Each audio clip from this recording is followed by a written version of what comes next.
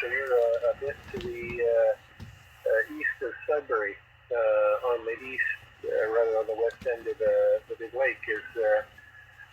Have I got you situated right? Yeah, I'm outside of St. Charles, about 10 kilometers.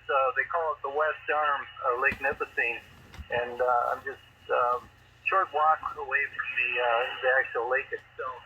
Actually, I've got some creeks and that actually flow right into the lake from the back of my place, so pretty close to the West Arm of Lake Nipissing. Over. Oh, we'll go coming in from North. I've jumped in on the Manitoulin Island D-Star stuff a bunch. We had the D-Star repeater here in Ottawa now, and a lot of the folks up there. It sounds like really is God's country up there, and I think you guys are off on us here in the city, right? Yeah, I know Al quite well.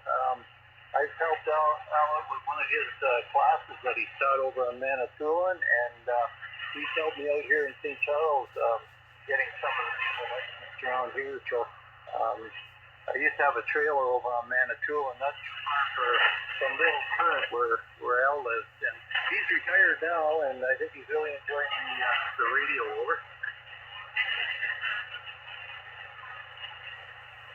Oh yeah, he seems like the perfect example of a fella who has a full career and then jumps into retirement with both feet. He was telling me that he's an alderman or a reed or something like that in his area. So he's just a glutton for punishment, it seems like, Thor. Yeah, he used to do all the announcements for the OPP when he was before he retired from the OPP. I know he got into politics, so anyways, that's the last thing I think I'd want to get into. But anyways, Al's a pretty personable guy, so he'll probably do quite well. Over. Right, yeah, it takes a certain kind of fella to be able to deal with that. Some people just are not suited for it, and others are. But it's a matter of not losing your perspective, right? Because it's easy when you get in the clouds with all the other politicians to start thinking like they do. So hopefully he will keep on the straight and narrow and do some good while he's at it. I have no doubt. He about 2 kilometers away from me is Glenn, V3XRA, who's the president this year of RAC, and he has nothing but good to say about Al. They deal with one another a lot, I guess, through the RAC stuff, and I know that Glenn is really glad to have somebody with Al's caliber around. Right? Yeah, Roger. Yeah, he's done a lot of good work for the amateur radio community on Manitoulin. I think for square mile, they probably got more amateur radio operators on that island than anywhere else. Boy, they got a very, very active club, and they're always running courses. And with Al and a couple of the other boys, they put in a repeater system that pretty well covers the whole area of the island there. And I know they got the fire and rescue guys involved, and I think a lot of them ended up getting their amateur radio tickets. So he's really done a good job there of promoting amateur radio. Over.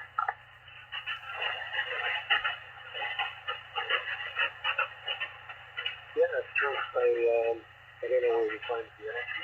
We have a couple of clubs here in the region, and we're struggling to keep everything going. For the last 25 or 30 years, we've had an Aries group that works in conjunction with the city and the fire department, and they haven't called us out in 20 years. We've done exercises and done things, but there's never been any activation. So the fellow Peter, who is running it, went to the city and said, if you don't need us, we'll stand down, but we wouldn't mind keeping the repeaters on the fire stations for the next little while, and they seem to be good with that. So we're hoping that if something else comes out of it. We do have a search and rescue group around here, and they are sort of involved, but they've got their own relationship with the authorities. So I guess it really comes down to having someone who's highly motivated and knows how to get things done. But driving the bus. Over.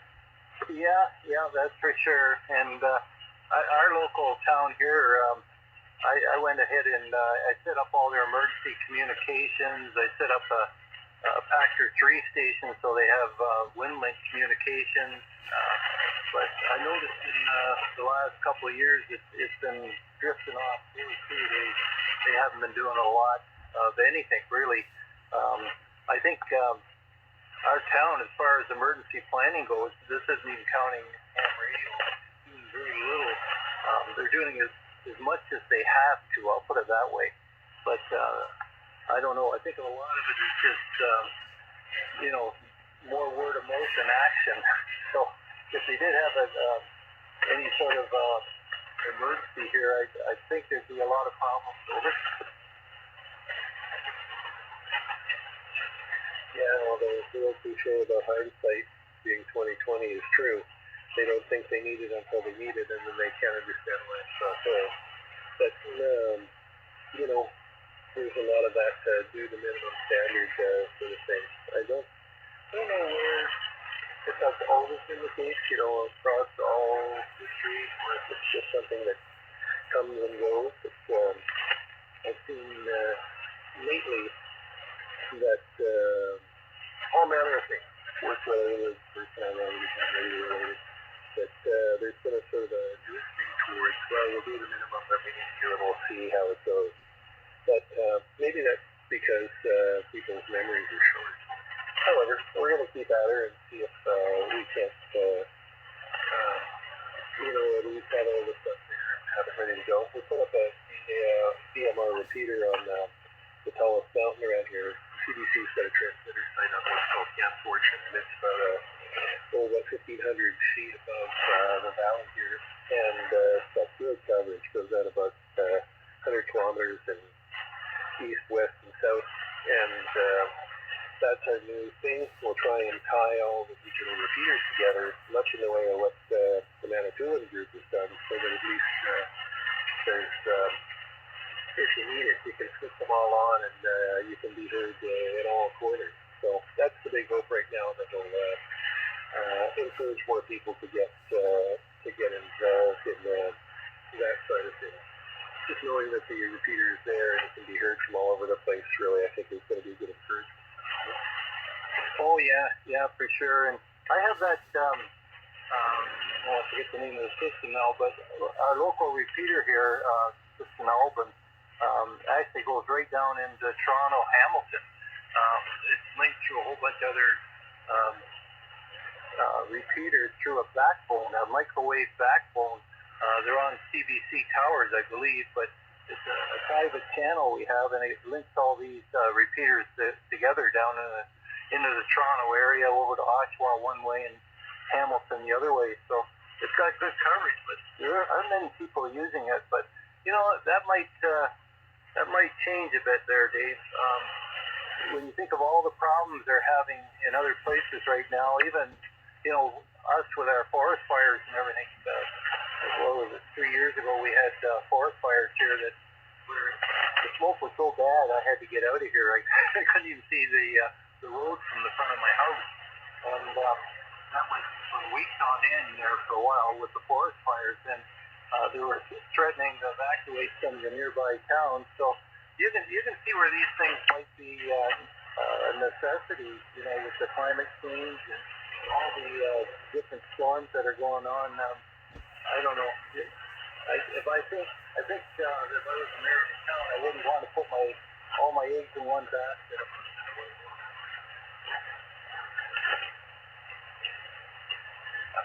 So I completely agree with you. If you want to have options, for sure. The smoke you were mentioning, did you have it bad this summer? I know that we had a couple of weeks where things were overcast and heavy, and there was a heavy smell of wood smoke for days and days on end. Catching in the throat, too. You would have been a bit closer to it this year. Was it any problem for you? Not really. We had a couple of days there where you could smell it, but that was about it.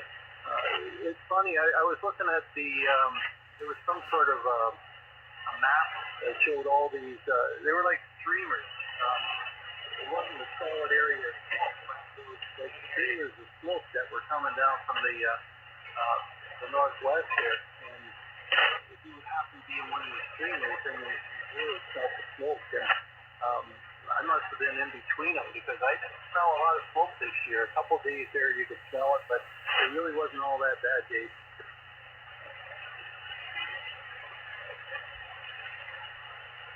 Oh, well, that's good news, John. I'm glad to hear it. We must have been one of those trees.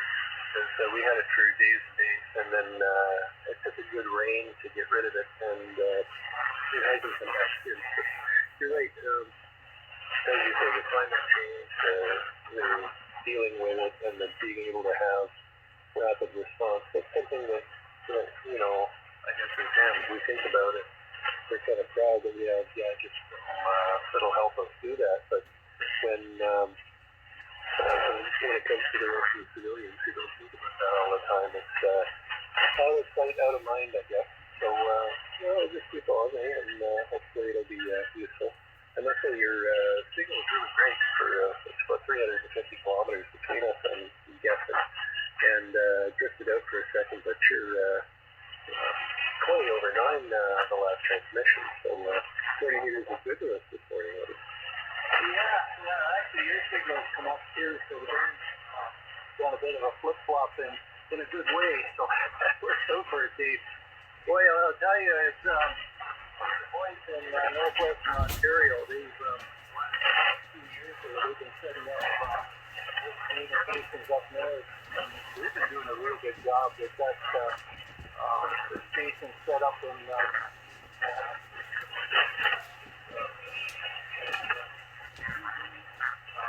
so they've got monitoring system all set up for HF, and they've got their repeaters in. I believe they've gone with the diffusion, type repeaters. I think that's the type of radios most of the guys are running there. But I've got a fusion radio here, and now we've got that fusion repeater in Sudbury. I've got to actually set that up. That's something on my to-do list. I've got to do that pretty soon.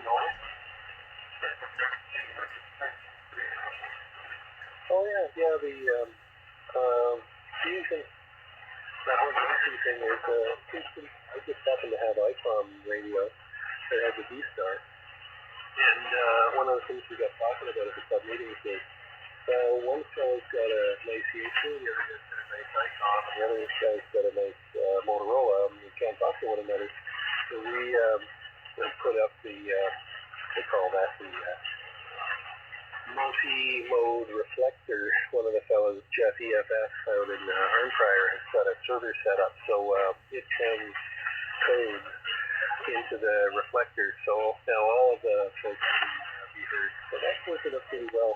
But the ASU always seems to sound a bit better. However they do it, their audio is, I think, I would call it my favorite sound. I don't know if that means it's more efficient or better, but it's tempting to get used to radios so that I could have that quality of audio over. Yeah, Roger. I have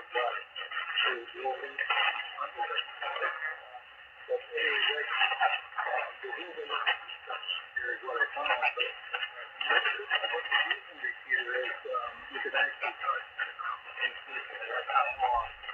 radio. That was one of my treats when they started bringing out all these different modes there, with D-Star, Fusion, and CMR type radios. They couldn't talk to one another. I know they've got the devices that allow you to do that, but I don't know. When you look around, it reminds me of the olden days where they used to have the VHF and the Beta, this and that. But I don't know. They should be able to talk to one another. That's my big case forward.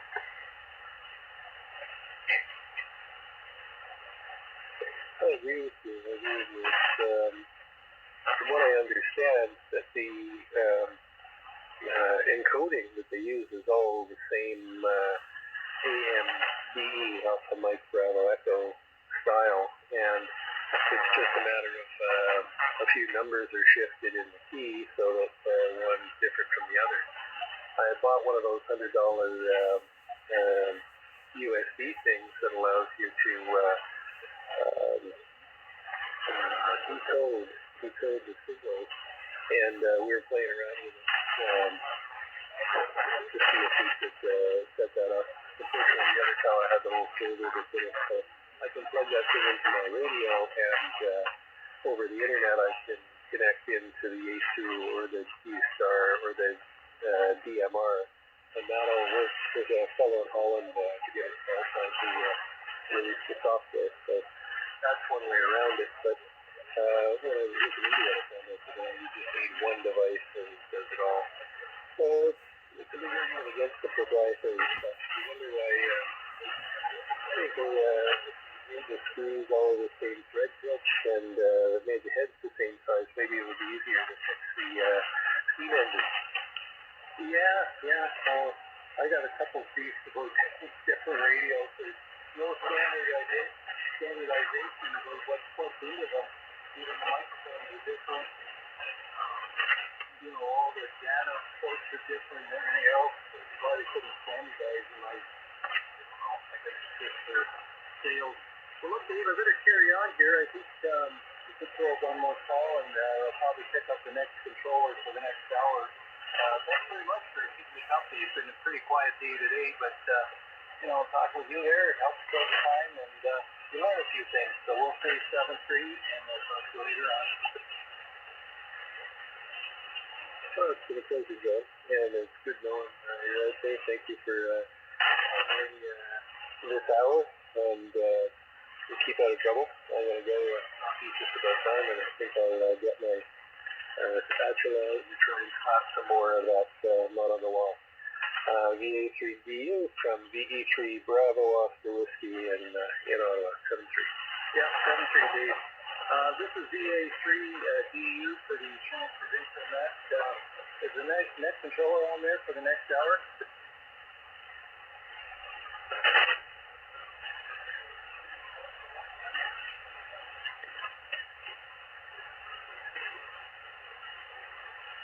Yeah, okay, Rob. I'm hearing you, but I'm not copying you well. So anyway, the net's all yours. Thanks very much, and we'll say 7-3.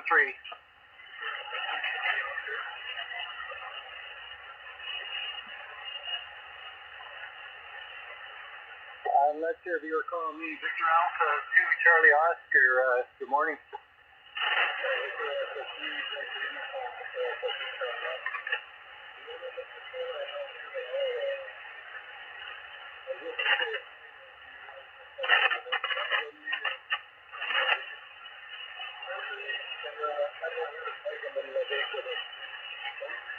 Okay, 7-3, Mike, and I did hear Rob in there.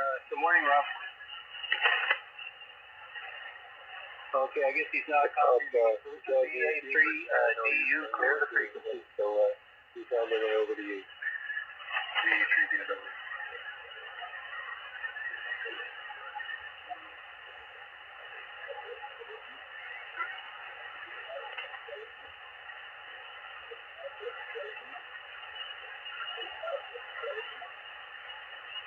Okay, Rob. My name is Dave Delta Espresso, and there was another fellow, Victor Alpha 2, I forget the call, in Lebig, Quebec, and he checked in with John just at the end there, so you might be able to pick him up again. I can hear everybody at that sign over, but I guess wherever the propagation is, so we don't hear each other. Right?